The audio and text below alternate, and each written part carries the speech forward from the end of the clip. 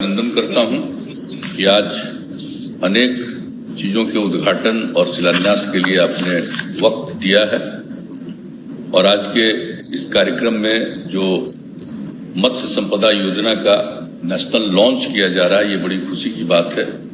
और इसके अलावा बिहार की कई योजनाओं का भी आपने उद्घाटन और शिलान्यास का समय दिया है, इसके लिए हृदय से आपको बहुत बहुत धन्यवाद देता हूँ। और आज के इस कार्यक्रम में हमारे बिहार के महामहिम राज्यपाल उपस्थित हैं, हमारे माननीय उप मुख्यमंत्री जी उपस्थित हैं, बिहार विधानसभा के माननीय अध्यक्ष उपस्थित हैं। इसके अलावा केंद्र सरकार के पशु एवं मत्स्य पालन पशुपालन विभाग के माननीय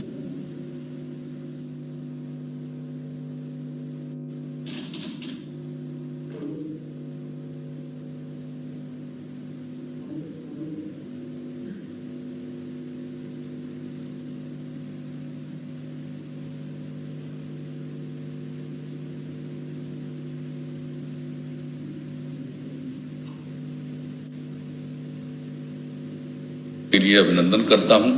और आपने जो यहाँ कार्यक्रम किया अनेक योजनाओं का, जिसका जिक्र हमारे अभी माननीय उप मुख्यमंत्री जी ने भी किया, माननीय केंद्रीय मंत्री जी ने भी इसकी चर्चा की है।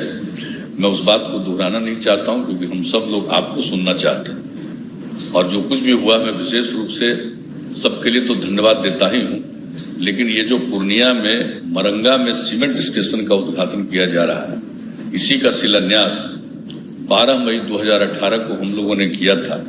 और इतने कम समय में ये काम पूरा हो गया। जब हम लोग वहां पर गए थे शिलान्यास करने, तो एक बड़ी प्रसन्नता हो रही थी कि आखिरकार ये जो पूरा हो जाएगा और ये काम शुरू हो जाएगा, तो इसकी क्षमता होगी प्रति वर्ष 50 लाख सीमेंट स्ट्रॉ कृत्रिम गर्भाधान के उपयोग हेतु इसका होगा। तो बिहार में तो ये पूरा सबको मिल ही जाएगा, लेकिन इसके बाद पूर्वोत्तर राज्यों में और अन्य राज्यों में भी इसकी सुविधा लोगों को मिलेगी। और ये जो काम हो रहा है, इसके लिए हम लोगों ने 80 एकड़ जमीन उपलब्ध कराया और इसके लिए कार्यक्रम चलता रहे, तो उस पर कई पूर्ण क्षमता प्राप्त करने के लिए इसकी उच्च गुणवत्ता हेतु 59 पदों को स्वीकृत किया गया है। उसके संचालन के लिए राज्य सरकार ने अपनी तरफ से भी करीब 47 करोड़ रुपए का भी प्रावधान किया है। तो अब इतना अच्छा ये काम हो जाएगा आपके उद्घाटन के बाद सीमेंट स्टेशन का। और उसके बाद जो डॉक्टर राजेंद्र प्रसाद केंद्रीय कृषि विश्वविद्यालय, खुशी की बात है, ये तो हम लोगों का अपना बिहार का विश्वविद्यालय था और बाद में इसको केंद्रीय कृषि विश्वविद्यालय के रूप में मंजूरी दी गई। तो उसमें जो पूसा में अधीन school of agri business management के भवन का उद्घाटन किया जा रहा है, जिसकी लागत राशि 11 करोड़ रुपए है। साथ ही यहाँ के छात्रों के लिए हॉस्टल, स्टेडियम एवं अंतर्राष्ट्रीय गेस्ट हाउस के निर्माण का भी शिलान्यास किया जा रहा है। इसकी कुल प्राकृतिक राशि 63 करोड़ रुपए का। तो एक सेंट्रल यूनिवर्सिटी के लिए भी काम हो रहा है। और दूसरा, यहाँ पर हम लोगों ने जिसकी चर्चा की गई, यहाँ पर पहली बार हम लोगों ने पशु विज्ञान विश्वविद्यालय की स्थापना की पटना में। एक जो ये कॉलेज था, एनिमल हस्बेंड्री कॉलेज था, हम लोगों ने इसको पशु विज्ञान विश्वविद्यालय के रूप में स्थापित इसको किया है। और इसके बाद यहाँ पर पटना में भ्रूण प्रत्यारोपण तकनीक प्रयोगशाला का उद्घाटन किया जा रहा है आपके द्वारा। और इससे राज्य में दूध उत्पादन में बढ़ोतरी होगी और किसानों की आय में वृद्धि होगी। इसके लिए भी बहुत धन्यवाद। और हम लोगों ने जो किशनगंज है, वहाँ पर यहाँ बिहार में हम लोगों ने कृषि महाविद्यालय की स्थापना की थी। बहुत अद्भुत वो कृषि महाविद्यालय की स्थापना की गई है। उसको कोई देखेगा तो उतना बड़ा एरिया इस देश के किसी भी एग्रीकल्चर कॉलेज को नहीं। जब हम लोगों ने उसमें एग्रीकल्चर कॉलेज स्थापित करने का नाम दिया, और जब इनका निधन हो गया कलाम साहब का, पूर्व राष्ट्रपति, तो हम लोगों ने उन्हीं के नाम पर इसका नामकरण भी कर दिया। और इसमें तो फिर मत्स्य के लिए भी हम लोगों ने कॉलेज की स्थापना कर दी है और पशु के लिए भी हम लोग वहां पर कॉलेज की स्थापना करने का निर्णय ले चुके हैं। अब वहां पर जो आप लोगों ने इतना अच्छा काम कर दिया, अब तो जो फिशरीज कॉलेज में जो वही डॉक्टर कलाम कृषि महाविद्यालय का अंग है, तो प्रधानमंत्री मत्स्य संपदा योजना के तहत मछली के रोग की जांच और इसके नियंत्रण के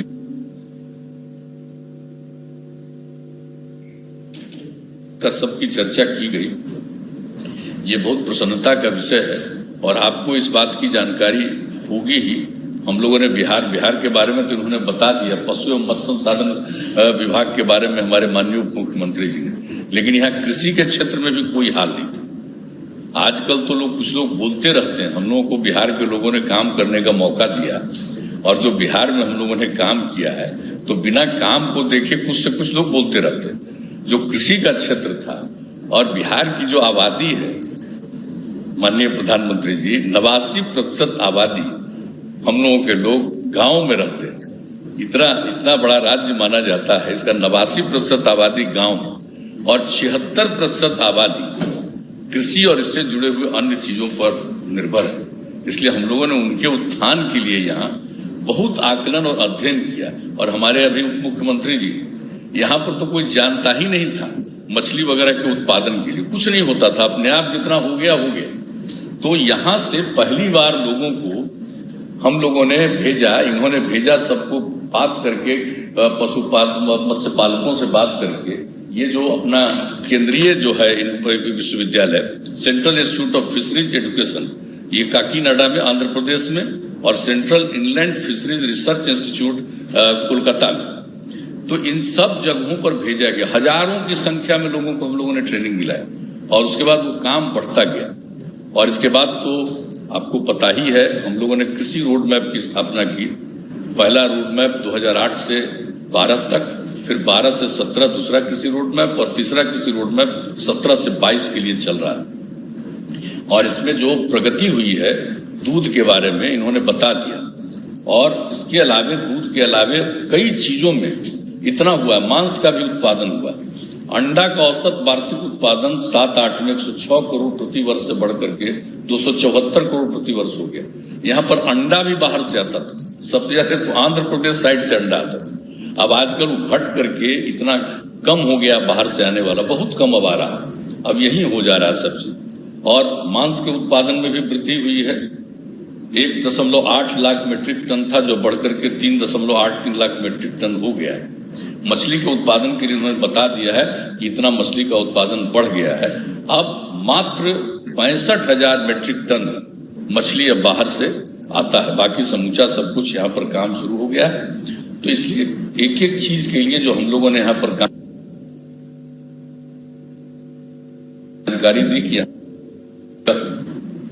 भेजा गया, और किस तरह से हम लोगों ने यूनिवर्सिटीज वगैरह की स्थापना की, और इसके अलावे कॉलेजेस की और स्थापना की। और उन्होंने बता दिया कि जब हम लोग देखते थे कि एग्रीकल्चर से और ये पशुपालन से लोग चले जाते थे, स्टूडेंट बहुत रहते नहीं थे, तब हम लोगों ने पहली बार तय किया, और हर स्टूडेंट को, हर छात्र 2,000 रुपया प्रति माह और 6,000 रुपया हम लोग देते हैं उन लोगों को किताब वगैरह खरीदने के।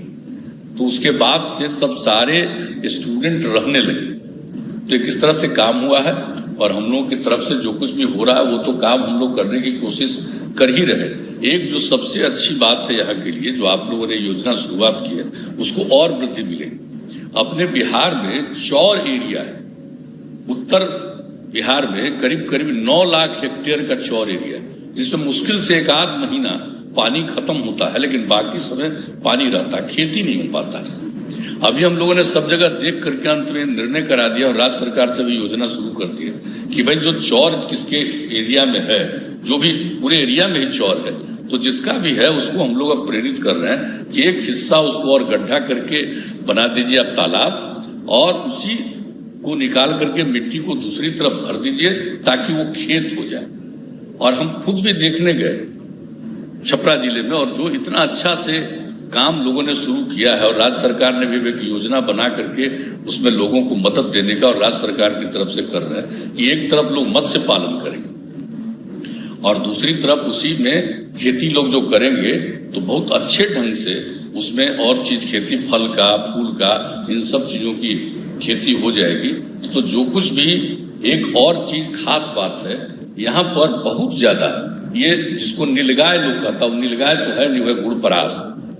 ये है गुड़परास, गाय से उसका कोई रिश्ता नहीं। उसकी इतनी बढ़ती चली जा रही है आबादी, और वो इतना किसानों को नष्ट कर, खेतों को नष्ट करता है, उसको नुकसान पहुंचाता है। लेकिन उसी का आकलन किया गया जो सबसे पहले हम लोगों का यही पटना जिले में कुछ लोगों ने किया, लेकिन अब मोटे तौर पर उसमें भी हमने देखा कि जो हमारा चौर इलाका है वहां पर अब कुछ किसानों को भी हमने देखा और लोगों को हम लोग अब प्रेरित कर रहे हैं। ये जो फुलपरास है उससे फसल क्षति जो होती है उसको बचाने के लिए अब ये लोग कर रहे हैं कि चौर क्षेत्र में अब लेमन ग्रास और खस और लेमन ग्रास ये दोनों के नजदीक जा नहीं पाता है, वो दूर से ही भाग जाता है। तो हम लोग लोगों को प्रेरित कर रहे हैं। तो इस तरह से अगर जो चौर वाले इलाके में होगा तो एक तरफ पानी एक तरफ रहेगा सब दिन, उसमें लोग करेंगे मत्स्य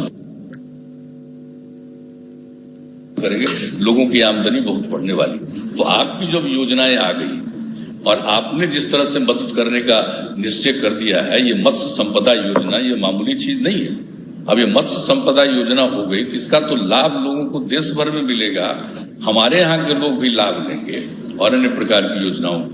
और हमने तो आपको कह देते हैं, अभी हमको लगता है कि गिरिराज जी थोड़ा भूल रहे थे, इनको याद हो जाना चाहिए कि हम लोगों ने उसी समय से कहना शुरू किया है, नीचे मछली ऊपर बिजली, यानी मछली का भी उत्पादन उस पर सौर ऊर्जा का भी।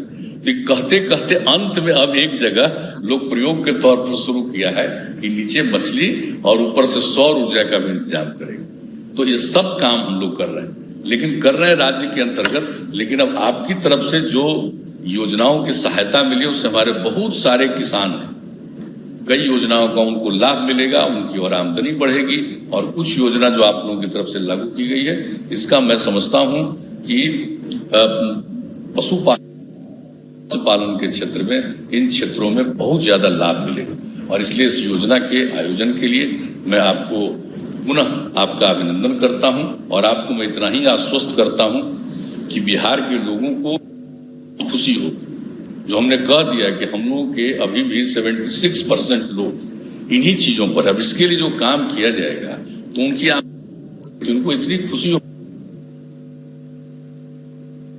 सब चीज अंदरूनी और गांव में लोगों को इसका बहुत एहसास होता है और उनको इस बात को लेकर के बड़ी प्रसन्नता होती है। इसलिए मैं सब लोगों की तरफ से भी और अपनी तरफ से भी मैं आपको का पुनः हृदय से अभिनंदन करता हूं और इस कार्यक्रम के लिए मैं बहुत बहुत धन्यवाद देता हूं।